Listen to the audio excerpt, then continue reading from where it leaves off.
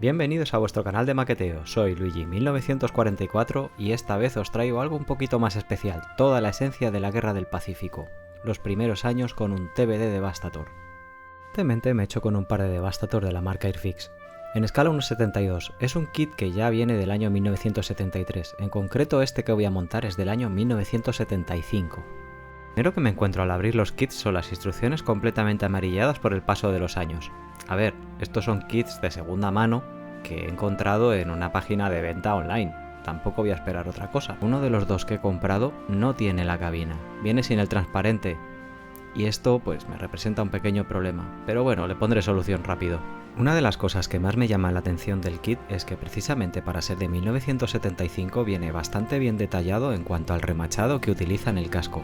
Es habitual que en las maquetas vintage o antiguas el dibujo venga hacia afuera en vez de grabado hacia adentro. Estamos últimamente muy acostumbrados a los remaches, a las líneas para adentro, pero antes esto no era así. Así de primeras el encaje de las dos mitades del fuselaje me parece excelente y me llama la atención que dentro de las posibilidades de la propia maqueta y de la época en la que se hizo, viene realmente bien. Una de las particularidades que tenía este avión en la realidad es que tenía las alas hechas en aluminio corrugado. Podemos ver que Airfix lo ha representado correctamente. Además, hay una cosa bastante curiosa, y es que al unir las dos mitades de las alas, todo encaja perfectamente, incluido el corrugado de las alas. Las alas además vienen en dos partes. Esto es, que cada una de ellas la puedes plegar por si quieres hacer una versión que vaya embarcada con las alas plegadas. Y ya que tengo una de las cabinas disponibles, pues vamos a echar un vistazo a cómo era un transparente de los aviones en los años 70. No se ven mal. Sí es cierto que son un poquito más rugosos y hace que se vean un poquito más opacos de lo que deberían, y los pines que unían al peine de piezas están en muy mal lugar, con lo cual tocaría lijar muchísimo y ser muy preciso para darle la forma correcta a ese cristal. Y por supuesto, con el cristal central tampoco te da la opción de dejarlo abierto. Lógicamente esto en los años 70 pues hubiera sido bastante complicado de hacer.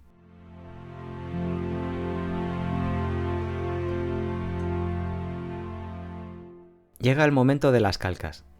Aunque las calcas se pueden recuperar poniéndolas en la ventana un mes, 2 meses, 3 meses al sol, es cierto que a veces están completamente ajadas, es decir, que se deshacen. Incluso aunque las metieras en agua o les dieras un tratamiento para que volvieran a recuperar esa elasticidad, las calcas se desharían.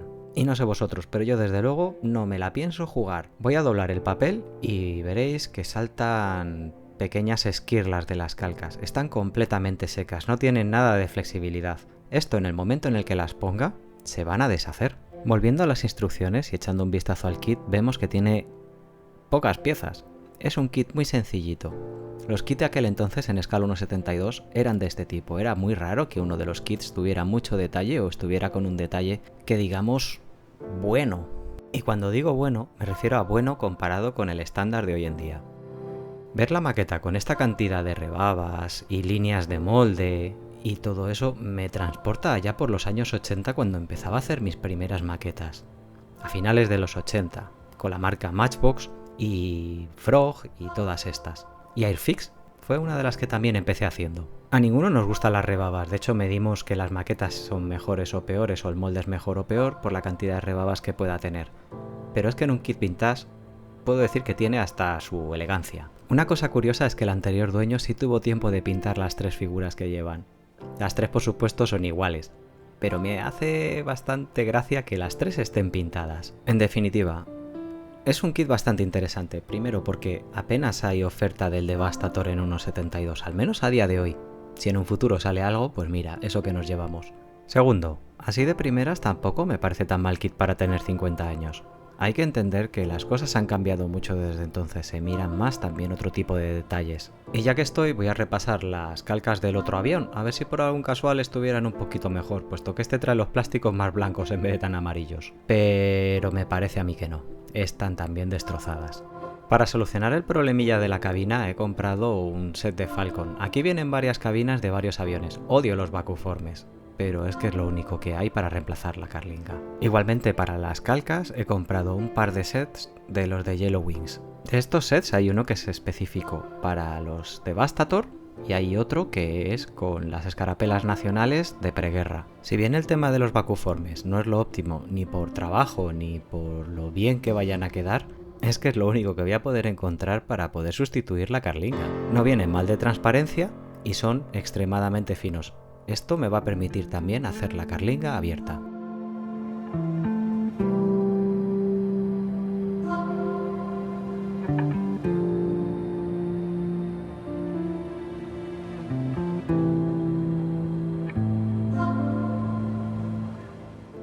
Pues arrancamos con el modelo. Los parámetros van a ser que no voy a utilizar aftermarkets aparte de los que he comprado solamente para sustituir las partes que estaban dañadas o perdidas. Y en este caso voy a utilizar Scratch.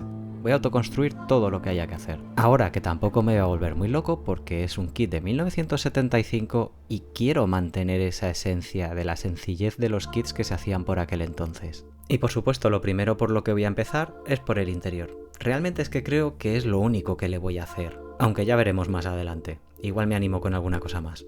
Lo primero, el panel de instrumentos. Voy a utilizar una herramienta para perforar los agujeros.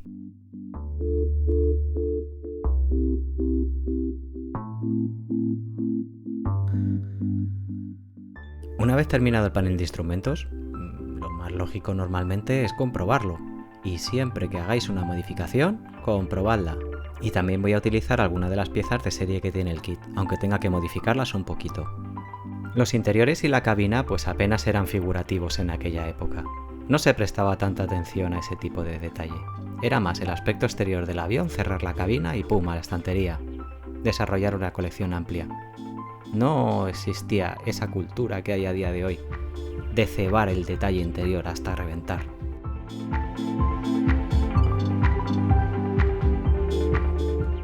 También, una vez colocado el suelo, voy a hacerle todo el costillaje interno.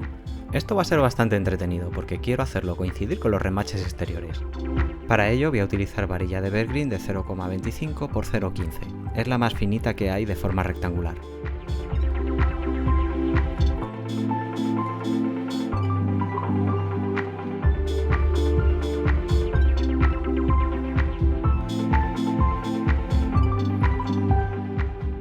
Es importante que cada vez que hago una modificación he de ir comprobando las dos mitades del fuselaje para asegurarme que todo sigue encajando correctamente. Y es que creo que a nadie le gusta pegarse la currada para que luego el fuselaje pues no cierre.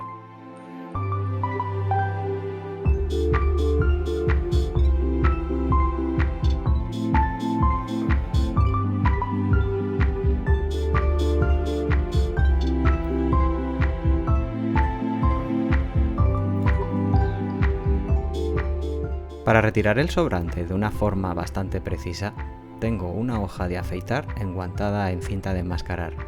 Con esto voy a cortar todas las puntas que sobresalen por la parte superior.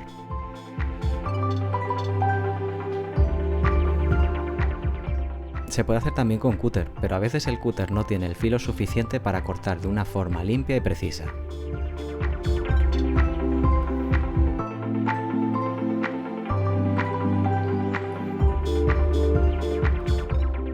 Una vez limpias y ajustadas todas las costillas, una vez más vuelvo a probar todo el conjunto.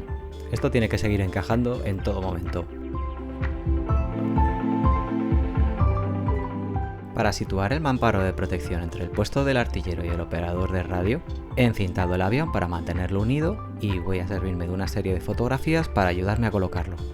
Eso sí, tiene que quedar completamente recto y el fuselaje tiene que mantenerse encajado.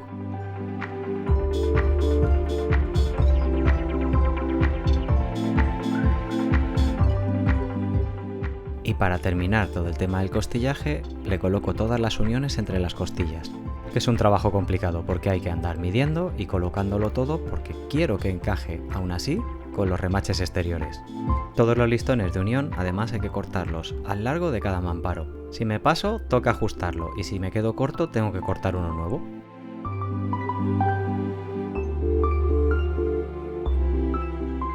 Déjame en comentarios cuál es la maqueta más antigua que has hecho últimamente. ¿O qué es una buena maqueta para ti hoy en día? O si lo prefieres, dime cuál es esa chusta o la peor maqueta que has hecho en tu vida y qué es lo que hiciste para acabarla. Si no salió volando por la ventana, claro.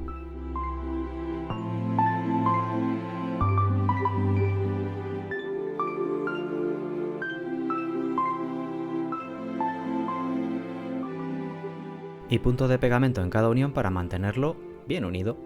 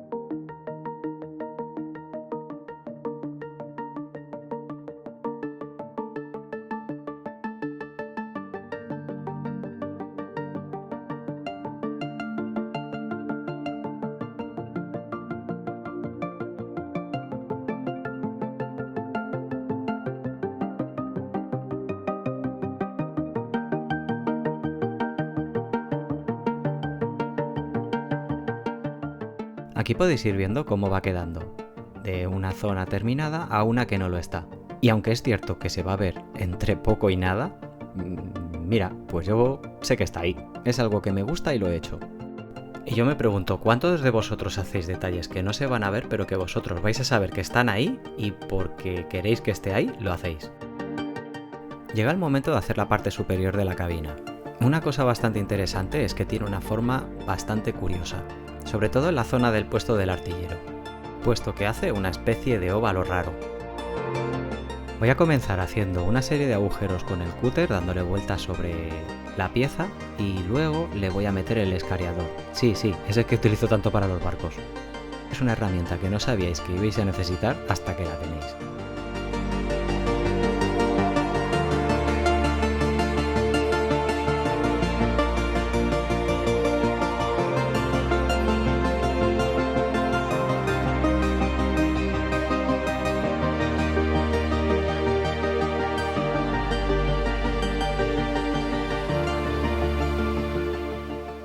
Con el escariador le voy a ir dando forma al agujero, lo voy a ir agrandando y luego voy a hacerle unas uniones para retirar todo el plástico sobrante. Esto me va a dar la forma que necesito para esa parte del puesto del artillero.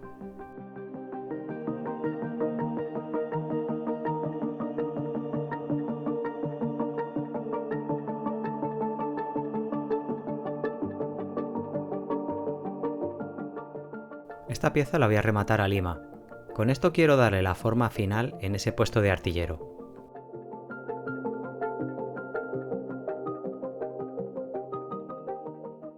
Y esta es precisamente la pieza que va a cerrar todo el conjunto, sobre la que va a apoyar la carlinga.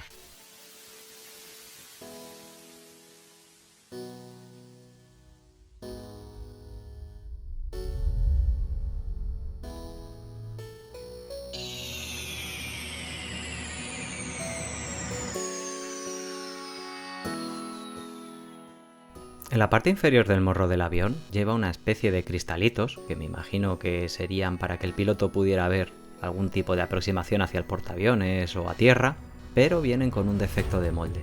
Vienen con una oquedad muy fea que tiene. Para limar este cristalillo voy a utilizar una lima de 4 colores. Voy a ir del más grueso al más fino. Al final vuelve a quedar completamente transparente, pero sin esa oquedad tan fea que no me apetece sinceramente que se vea.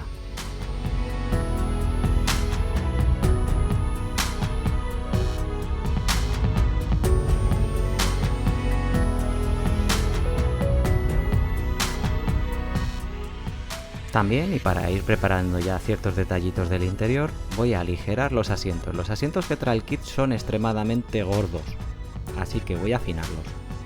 Me gustaría utilizar los asientos originales, así que toca trabajarlos un poquito. El asiento del artillero viene con un soporte bastante gordo, así que lo primero que voy a hacer es cortarlo. Y luego, pues ya va a tocar aligerarlo, hacerlo un poquito más pequeño ese asiento.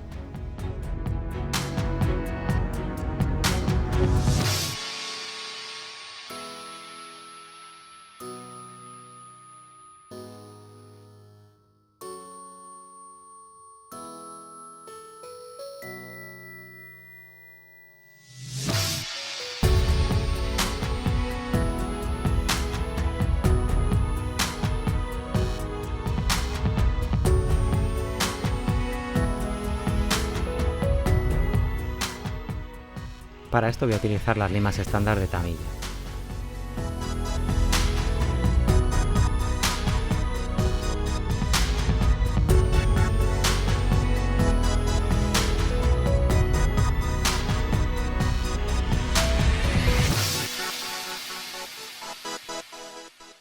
Una vez trabajados un poquito los asientos para aligerarlos, hacerlos un poquito más finos, más estilizados, más elegantes, podemos ver la diferencia con respecto a los asientos de serie. Y fijaros que es el mismo asiento.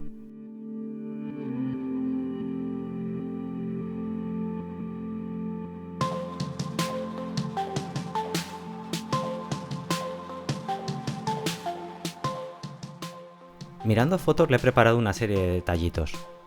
Esto es para molar el interior, no es otra cosa.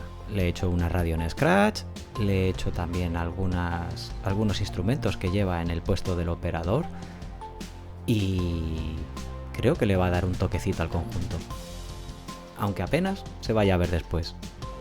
Por supuesto, no va a quedar nunca ni tan elegante, ni tan detallado, ni tan fino como si hubiera utilizado un set de fotograbados o algo específico diseñado para este avión si lo tuviera. Pero es que creo que es lo que debo de hacer en un kit de 1975 si quiero mantenerlo con esa esencia. Me toca currármelo a mí. Al menos en mi cabeza no tiene ningún sentido hacer que la maqueta pierda esa esencia que tiene de un kit de hace 50 años, con los detallados de hace 50 años.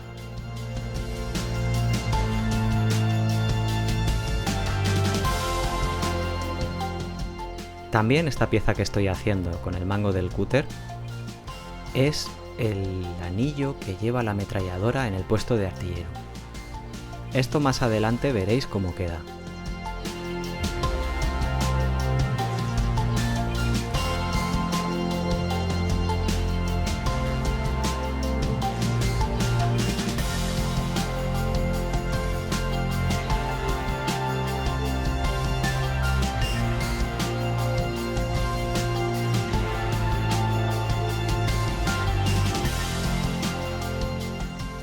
Esto que estáis viendo ahora es el kit original, tal como venía, con el interior como venía, y podéis ver que simplemente con un poquito de trabajo, es decir, vamos a pasárnoslo bien con una maqueta y vamos a hacerle perrerías, se puede lograr un resultado que yo creo que es bastante digno para una maqueta de 50 años.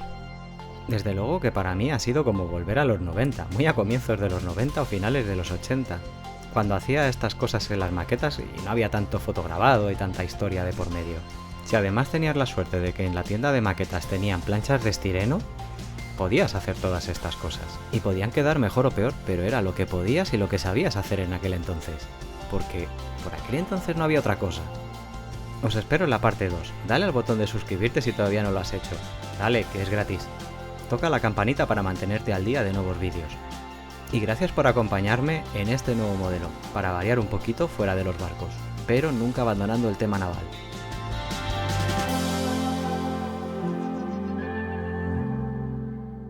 Quiero dar las gracias a la genial marca de figuras Ion Model y a los chicos del foro de Full Metal Modeling. Gracias, chicos. No te olvides de suscribirte a mi canal, eso me ayuda a crear nuevos vídeos, tocar la campanita para mantenerte informado y dejarme tu like. También déjame todas tus dudas abajo en la caja de comentarios. Nos vemos en vuestro canal de maqueteo.